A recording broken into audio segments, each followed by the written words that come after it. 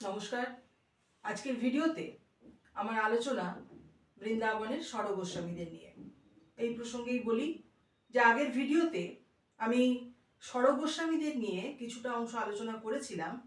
আজকের এই ভিডিওতে দুজন গোস্বামী, রূপ গোস্বামী এবং জীব গোস্বামী আমার আলোচনার বিষয়। প্রথমেই আসি রূপ গোস্বামী প্রসঙ্গে। বৃন্দাবনের ষড়গোস্বামীদের একজন হলেন এই রূপ গোস্বামী। সনাতন গোস্বামীর ছোট ভাই ছিলেন রূপ গোস্বামী। সেই সময় গৌড়ের সুলতান হুসেন শাহের রাজদরবারের উচ্চ রাজকর্মচারী পদে আসীন ছিলেন রূপ গোস্বামী। তিনি হুসেন শাহের কাছ থেকে দবিরি খাস এই উপাধি পেয়েছিলেন।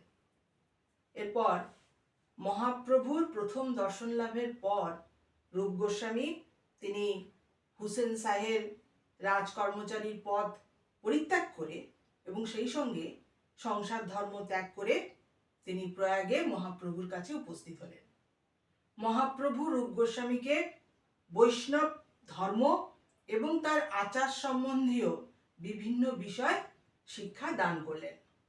শিক্ষা সমাপ্ত হওয়ার পর মহাপ্রভু রূপ গোস্বামীকে বৃন্দাবনে গিয়ে ভক্তিশাস্ত্র রচনার জন্য নির্দেশ দিলেন। মহাপ্রভু নির্দেশ মতো রূপ গোস্বামী তিনি বৃন্দাবনে এসে উপস্থিত হলেন এবং তার জ্যেষ্ঠ ভ্রাতা সনাতন গোস্বামীর সঙ্গে মিলে অনেকগুলি গ্রন্থ রচনা করলেন এবং সেই গ্রন্থগুলির মধ্যে কাব্য, নাটক, অলঙ্কার শাস্ত্র, ভক্তিশাস্ত্র, রসতত্ত্ব এবং কাব্য সংকলন এইগুলো রয়েছে। তবে রূপ গোস্বামী ছিলেন মূলত কবি আর সনাতনের ছিল দার্শনিক প্রতিভা। তত্ত্ব দর্শন এই বিষয়টি নিয়েও কিন্তু রূপ গোস্বামী ছিলেন যথেষ্ট অভিজ্ঞ। রূপ গোস্বামীর কাব্যের মধ্যে যে গ্রন্থগুলি রয়েছে সেগুলি হচ্ছে হংসদূত এবং উদ্ধব সন্দেশ। এই দুইখানি কাব্য বৈষ্ণব সাহিত্যে কিন্তু অত্যন্ত সুপরিচিত। নাটকের মধ্যে বিদগ্ধ মাধব এবং ললিত মাধব এই দুইখানি নাটক অত্যন্ত সুপ্রসিদ্ধ। এছাড়া নাটক চন্দ্রিকা নামক যে গ্রন্থটি, এই গ্রন্থে তিনি নাট্য তত্ত্ব নিয়ে আলোচনা করেছেন।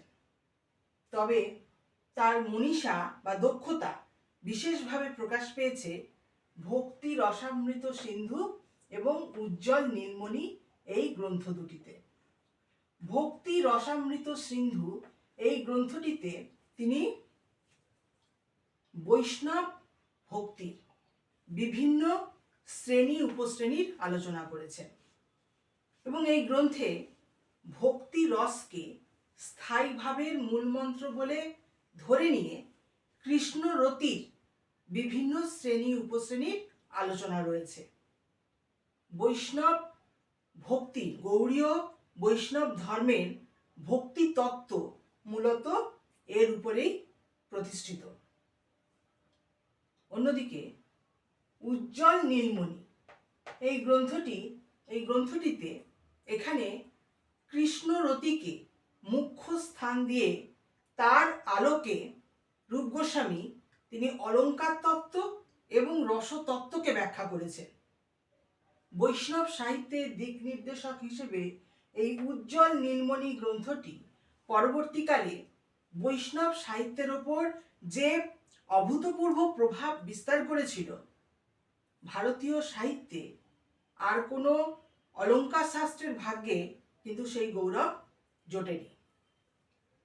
এছাড়াও পদাবলী নামে তিনি যে পদসংকলন গ্রন্থটি গ্রথিত করেছিলেন, বৈষ্ণব সংকলন হিসেবে তার মূল্য কিন্তু অবশ্যই স্বীকার করে নিতে হয়। আচ্ছা, এবার আসি জীব গোস্বামী প্রসঙ্গে। জীব গোস্বামী ছিলেন, তিনিও বৃন্দাবনের ষড়গোস্বামীদের মধ্যে একজন এবং জীব গোস্বামী তিনি সনাতন গোস্বামী এবং রূপ গোস্বামীর ভ্রাতুষ্পুত্র ছিলেন। সনাতন এবং রূপ গোস্বামীর কনিষ্ঠ ভ্রাতা অনুপম বা বল্লভের পুত্র ছিলেন এই জীব গোস্বামী। এই জীব গোস্বামী পরবর্তী সময় বৈষ্ণব সমাজ এবং সম্প্রদায়, ধর্ম, দর্শন, তত্ত্ব এই সমস্ত বিষয়ের প্রধান নিয়ামক শক্তি বলে গৃহীত হয়েছিলেন। চৈতন্যদেবের লীলা বসানের সময় জীব গোস্বামী ছিলেন নিতান্তই বালক। চৈতন্য ভক্তির আবহাওয়ায় জীব গোস্বামীর বাল্য এবং কৈশোর অতিবাহিত হয়। এই কারণে অতি অল্প বয়সে তিনি মস্তক মুন্ডন করে, অর্থাৎ মাথার চুল কেটে তিনি গৈরিক বস্ত্র পরিধান করলেন এবং সন্ন্যাস ধর্ম নিলেন। সন্ন্যাস ধর্ম গ্রহণ করার পর তিনি কাশীধামে উপস্থিত হয়ে সেখানে এক পণ্ডিতের কাছে তিনি সংস্কৃত শাস্ত্র এবং দর্শন প্রভৃতি বিষয় অধ্যয়ন করলেন। অধ্যয়ন সমাপ্ত হওয়ার পর জীব গোস্বামী তিনি বৃন্দাবনে উপস্থিত হলেন এবং সেখানে সনাতন গোস্বামী এবং রূপ গোস্বামীর কাছ থেকে তিনি বৈষ্ণব ধর্ম, তত্ত্ব, দর্শন এই সমস্ত বিষয় অধ্যয়ন করলেন। সনাতন গোস্বামী এবং রূপ গোস্বামী তারা পরবর্তী সময় এই জীব গোস্বামীকে বৈষ্ণব সমাজ এবং সম্প্রদায়ের ভাবী কর্ণধার করে তুললেন। পাণ্ডিত্যই ছিল জীব গোস্বামীর ভূষণ এবং মননই হচ্ছে তার ঐশ্বর্য। নানান শাস্ত্র রচনা করে বৃন্দাবন এবং গৌড়ীয় বৈষ্ণব সমাজে নেতৃত্ব দিয়ে সেই সঙ্গে পত্রযোগে বাংলাদেশের সঙ্গে যোগাযোগ রক্ষা করে জীব গোস্বামী উত্তর চৈতন্য যুগের বৈষ্ণব ধর্মকে এক নব গৌরব দান করেছিলেন।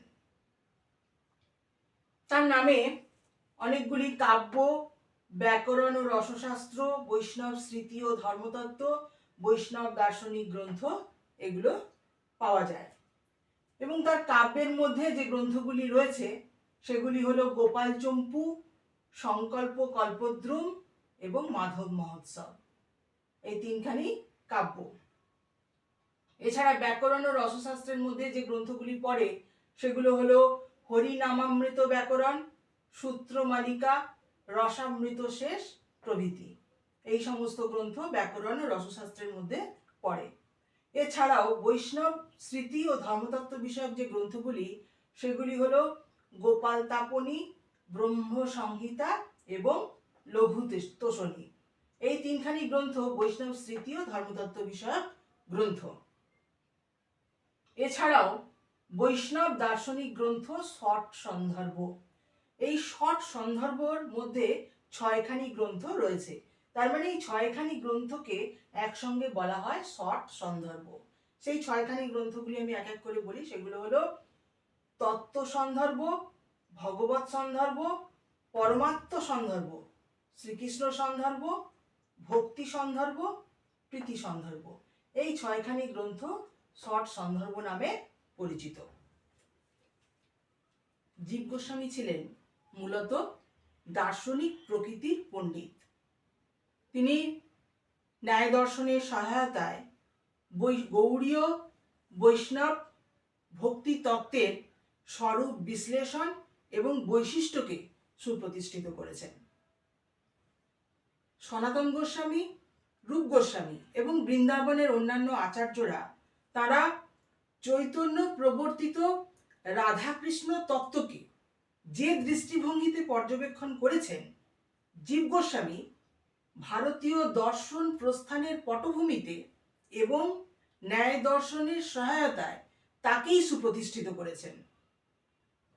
বৃন্দাবনের এই ষড়গোস্বামীরা তারা চৈতন্যদেবের পদাঙ্ক অনুসরণ করে বৈষ্ণব ধর্মের, গৌড়ীয় বৈষ্ণব ধর্মের ভক্তি তত্ত্বকে সুপ্রতিষ্ঠিত করার চেষ্টা করেছিলেন। এই সমস্ত বৃন্দাবনের ষড়গোস্বামীরা তারা নানান গ্রন্থ রচনা করে চৈতন্য প্রবর্তিত ভক্তি মার্গের গুরুত্ব প্রতিষ্ঠা না করলে বাংলার গৌড়ীয় বৈষ্ণব ধর্ম কিন্তু উপধর্ম হয়েই থেকে যেত। সমগ্র দেশ এবং সমাজ জুড়ে তার গৌরব এবং মহিমা কিন্তু বিস্তার লাভ করতে পারত না। এই কারণেই বৈষ্ণব সাহিত্যের ইতিহাসে বৃন্দাবনের ষড়গোস্বামীরা অত্যন্ত শ্রদ্ধার সঙ্গে স্মরণীয়। এখানেই আজকে আমার আলোচনা আমি এখানেই রাখলাম, এখানেই শেষ করলাম। পরবর্তী ভিডিওতে আমার আলোচনা থাকবে চৈতন্যদেবের জীবনী কাব্য নিয়ে। তাহলে আজ এই পর্যন্তই। নমস্কার।